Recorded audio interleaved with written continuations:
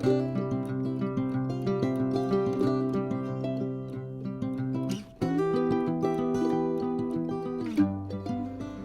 to Happy Healthy Living with Yvonne Douglas. I'm Doug. And I'm Yvonne. And today we have a special treat for you because Yvonne is going to make his special Keto Cheesecake. So if you are on keto or you're a diabetic, this is perfect for you.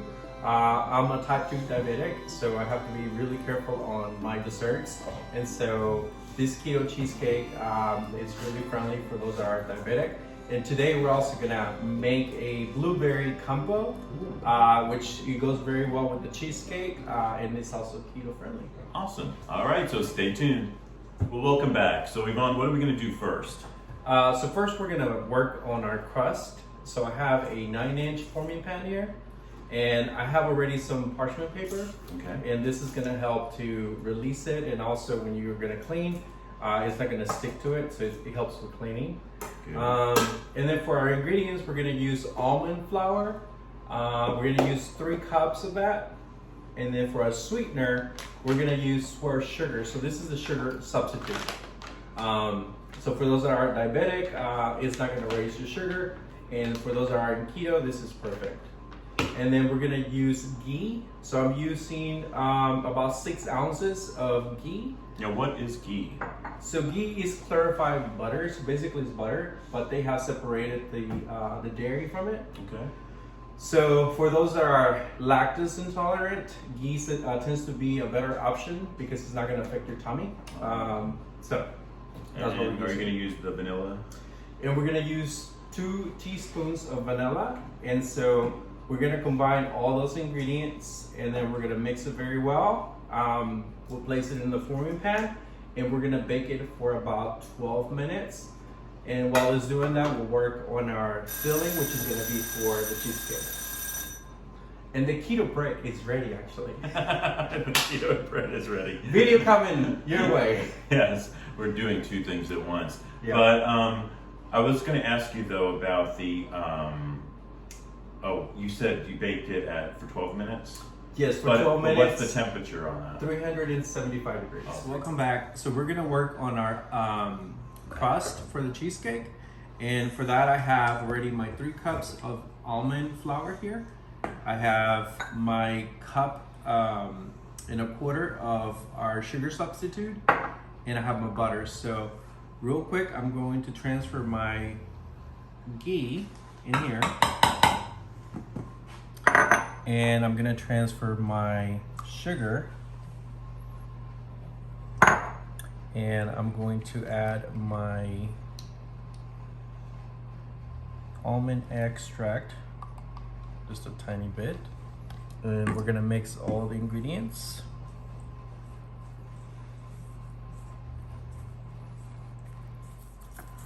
Okay, so now what are you doing? So you just want to make sure that all ingredients are combined very well. Can you use your hand and kind of? You can, but I mean, a good spatula will do the job as well. But don't be afraid to get your hands in there if you want to. But we're incorporating all the ingredients very well, and it becomes kind of doughy. Looks like it's ready to go. So now we're just gonna transfer it to our forming pan right here. And now we're just going to spread it all around. And this will be our crust. Okay. That seems easy enough. Oh, it's very easy. Anybody can do it. So that's a spring form pan. Yeah. And you know, they have different sizes, but That's a 9-inch, right? this recipe that I'm doing, it works really well on a 9-inch. Okay. And then you're gonna put this in the oven and bake it at 375 for 12 minutes? That is correct. Okay. Simon, why are you making those noises? He wants to be in the video. Simon, why are you making those noises?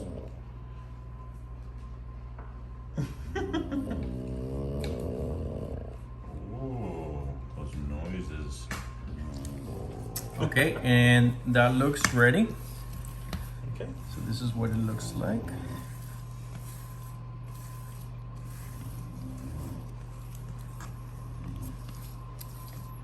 All right, so let's put it in the oven now. And I already have the oven preheated, so To 375, right? 375, we'll place it in the middle. And don't forget to set your timer. We'll do it to 20 minutes. That's good that you use a timer. I never use a timer. Yes, I always do, Awesome. because then you forget. All right, now we're gonna work on our filling. Okay, so now what's next? All right, so now we're going to make our filling. And for the filling, I like to have my things ready to go. The cream cheese has been out for a little over 2 hours. You want to take it out of the fridge and get it soft. Same thing with the eggs. And I have 2 cups of the swerve sugar ready to go. I have, it's about 2 ounces of butter that we're gonna use. And I have my vanilla extract. And so slowly we're gonna start adding our cream cheese and butter to the Kitchenaid mixer. Now, if you have one, this helps quite a bit. It just makes things a lot easier.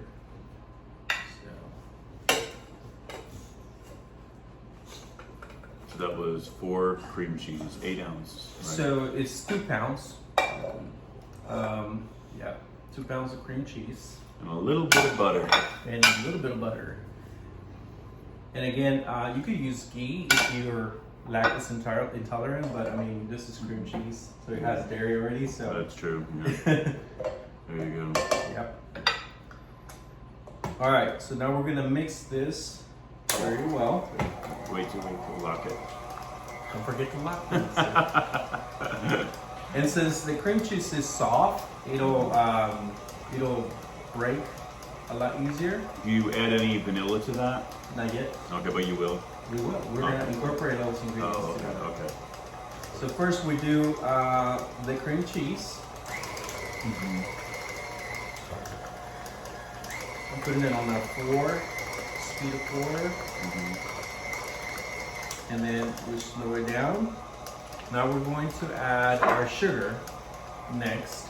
And that's the swerve. And this is the swerve sugar. How much was the swerve again? So it's 2 cups. 2 cups of swerve.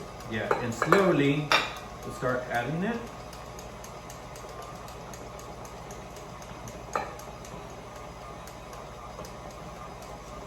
Okay.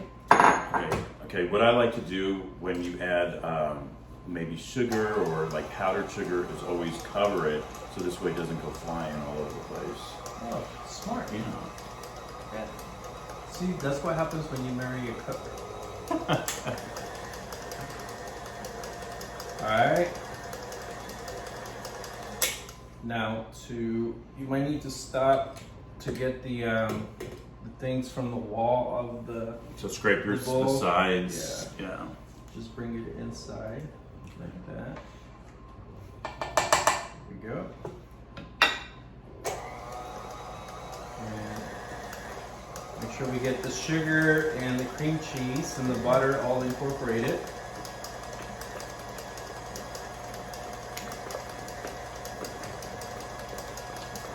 All right, now we're gonna start adding our eggs. And we wanna do 5 eggs. 5 eggs. Wow, that's a lot of eggs. Yep. So we're adding our eggs on a slow speed. Otherwise they'll go flying all over the place. Yes. And we're gonna do 3 teaspoons of vanilla extract. Give me See everything in its place. So I just added the vanilla extract. I'm gonna stop it for a minute. And how much vanilla extract did you add to it? 3 teaspoons. 3 teaspoons of vanilla extract. And then scrape the edges of the bowl. Make sure you get all the cream cheese inside. Okay. Yeah, Kitchenaid is super useful. Oh yeah, I love that machine. So if you don't have one, it's a good investment. The other reason you want to get the cream cheese out is because you don't want to have clumps of cream cheese that are not going to break when you're mixing it. So that's why you want to get it out of the refrigerator and let it sit for at least 2 hours. So it's nice and soft, and you're not going to have those clumps when you're mixing it.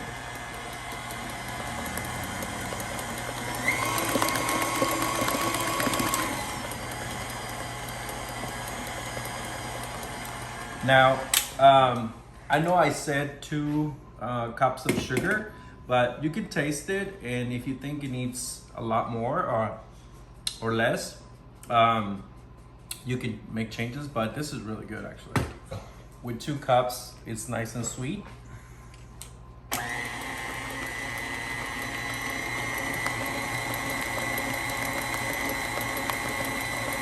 So I just finished with making the filling, and our crust should be ready now. It's been 12 minutes, so we're gonna take it out, and this is what it looks like. So you can see it's a little crusty on the edges, and that's a good sign that it's ready to go. And so now we have our filling here. And so now we're going to pour it. That's easy. It's very easy. And making the cheesecake with regular ingredients would be exactly the same thing, the same process. So you have your vanilla, your sugar, your cream cheese, your eggs. So it's very, very, very easy to make. Now, if I was doing regular sugar, it wouldn't be 2 cups of sugar, or would it? It would. It would? It would, yeah. Yeah, when I've made the cheesecake, the regular one, I've used the same measurements actually. Okay. Let's see. But for the crust, you can use, what's the name of that cracker? Graham crackers? Graham crackers? Yeah,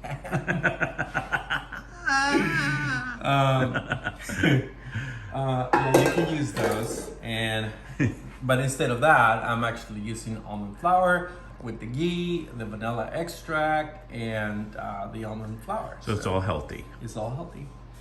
So each slice is going to be about 3 grams of carbs, which is very, very low. And of course, the sweetener is the syrup sugar, which is not gonna, if you're a diabetic, is not going to raise your sugar. If you're on keto, this is perfect for you. And so here we have it. It's ready. So now we're going to put it back in the oven for 55 minutes. So for the first 25 to 30 minutes, I'm gonna leave it uncovered, and then after that, I'm going to pull foil paper over it. I'll put foil over it and just let it finish. So we're gonna put this bad boy back. All right, so we got the cheesecake baking in the oven, and so now that's gonna be there for about 55 minutes. So now we're going to make the blueberry compote. And so the ingredients for that are actually very easy. We're gonna be using the same sweetener. So it's gonna be the keto-friendly compote, and I use this sugar-free organic maple syrup. We're gonna use that, or you can just find any regular sugar-free maple syrup, but I like to use this brand. And I have already my blueberries have been cleaned and rinsed. And so I have 20 ounces of the blueberries that are rinsed and washed in here. And I have this pot that I'm gonna be using. I like to use a tall one because I don't want things to start splashing, especially since it's the blueberries. And so for my friendly alcoholics, we're actually gonna use a 1 ounce of this Crown Royal peach flavor whiskey. So I'm going to add that in there as well. And so yeah, let's add all the ingredients and start cooking. Hey guys, so I have my pot here, and always put it on a medium flame and let it warm up a little bit, and then we're gonna start adding our ingredients. So first we're going to add our maple syrup, and so we're gonna do 4 ounces of this maple syrup. So that's 1, 2, 3, and 4. All right, so the maple syrup is there. Now we're going to add our blueberries in there. And so we're gonna let those warm for a little bit. And I have a half a cup of water here. So slowly as these start to cook and dissolve, and you start to see that the compote starts to form, then we might need to add a little bit of water to it. But you want to caramelize all of those ingredients and make sure that it becomes like a thicker consistency of the compote.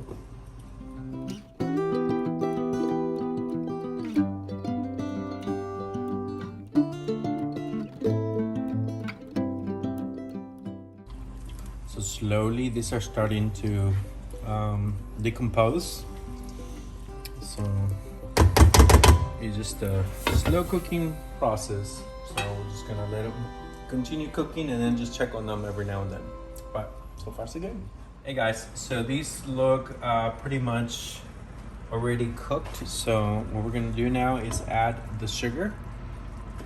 That's swerve, right? Swerve sugar, and it's half a cup Okay. of sugar. So we're gonna get that sugar in here. Smells really good. And then we're gonna add our whiskey. I like the peach flavor. It actually goes very well with the compote. We're gonna do 1 ounce. Add that alcohol. Yes. And now we're just gonna let this simmer for another probably 10 minutes and it should be ready. Okay.